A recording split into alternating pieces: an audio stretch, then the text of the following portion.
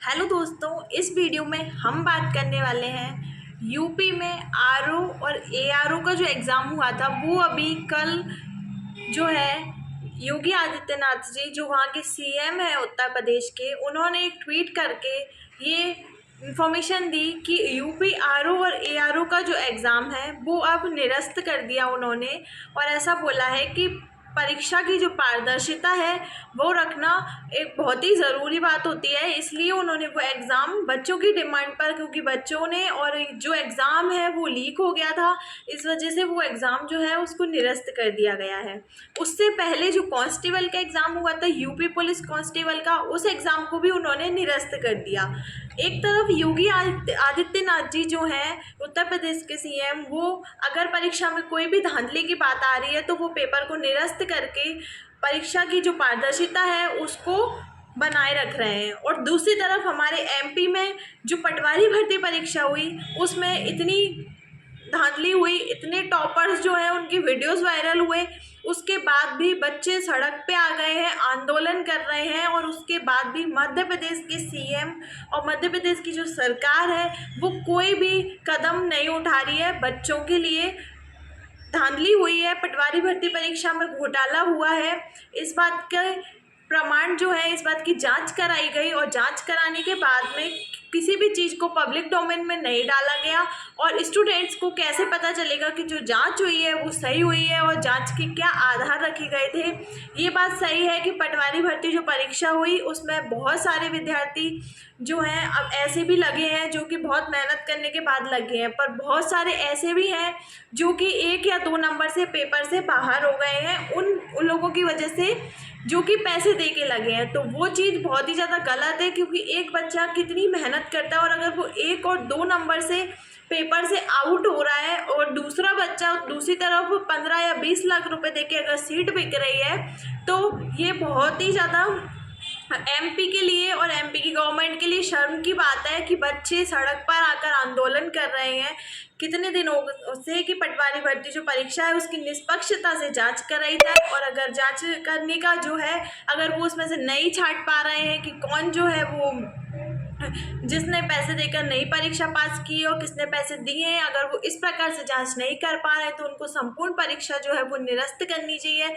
क्योंकि यूपी की गवर्नमेंट जो है वो एक आदर्श प्रस्तुत कर रही है कि अगर परीक्षा में किसी भी प्रकार की धांधली पाई जा रही है तो उन्होंने पेपर को निरस्त कर दिया। 2 पेपर ऐसे आरओ एआरओ का, और यूपी की गवर्नमेंट जो है, वहाँ के सीएम जो है वो लगातार ये परीक्षा की निष्पक्षता को लेकर जो है वो साबित कर रहे हैं, एक आदर्श प्रस्तुत कर रहे हैं कि हाँ, अगर परीक्षा में कोई भी धांधली पाई जाती है तो वो पुनः परीक्षा करा रहे हैं। और एक एमपी में जब ये चीज़ें जो है टॉपर्स के इंटरव्यू के थ्रू, और काफ़ी सारे जो एक ही कॉलेज से जो है काफ़ी सारे टॉपर्स जो है वो सिलेक्ट हुए, और उसके बावजूद भी जो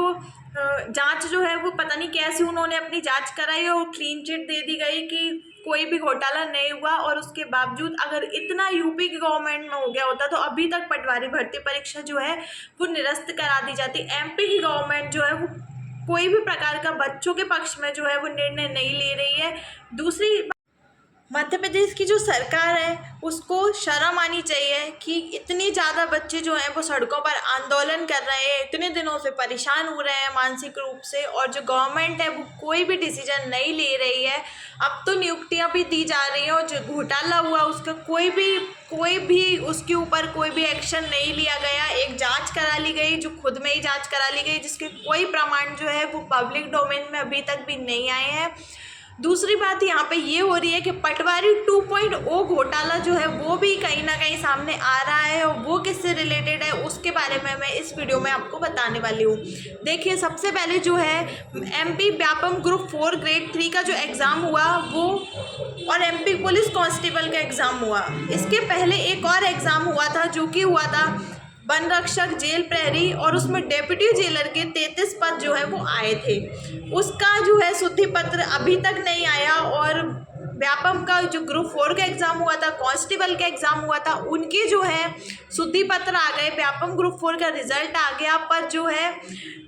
जो फॉरेस्ट वाला एग्ज़ाम हुआ था वो पहले हुआ था और उसका अभी तक शुद्धि पत्र भी जारी नहीं किया गया। तो क्या जो 33 सीटें थी डेप्यूटी जेलर वाली वो भी क्या बिछ गई हैं? क्यों उसका शुद्धि पत्र अभी तक जारी नहीं हुआ? क्योंकि उसका एग्ज़ाम सबसे पहले हुआ था, तो उसका शुद्धि पत्र जो है वो इन दोनों एग्ज़ाम से पहले जारी होना था। तो क्या ये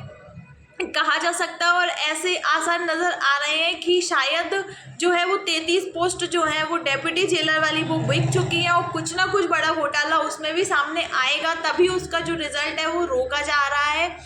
एमपी की गवर्नमेंट में इतने सारे घोटाले हो रहे हैं और कोई भी रिज़ल्ट उनको टाइम पे देना है, और अगर टाइम पे उन्होंने रिज़ल्ट दे दिया तो उसमें किसी ना किसी प्रकार की गलतियां और त्रुटियां वो कर ही देते हैं। अगर वो एग्ज़ाम ले लेते हैं तो रिज़ल्ट नहीं देते हैं, और रिज़ल्ट दे देते हैं तो उसमें इतने घोटाले सामने आते हैं कि बच्चों को सड़कों पर जाकर आंदोलन करना पड़ता है। उसका परिणाम ये होता है कि जो बच्चे हैं वो अपनी पढ़ाई ध्यान से नहीं कर पाते हैं, आगे के एग्ज़ाम पर कॉन्सेंट्रेशन नहीं कर पाते हैं। एमपी की गवर्नमेंट से यशस्वी मुख्यमंत्री जी मोहन यादव जी से मैं ये बोलना चाहती हूँ कि कृपया करके जो है वो एमपी में एग्ज़ाम जो है वो अच्छे से पारदर्शिता के साथ कराए जाएं और बच्चों की जो है भविष्य के साथ में खिलवाड़ ना किया जाए। यूपी की गवर्नमेंट और यूपी के सीएम योगी आदित्यनाथ जी से ने एक आदर्श प्रस्तुत किया है, उसको ध्यान में रखकर और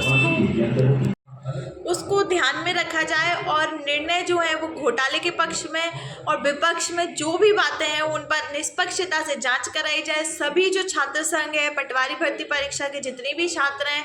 वो सभी की यही मांग है। वर्ग 3 और वर्ग 2 की थर्ड काउंसलिंग जो है उस पर भी इतनी ज़्यादा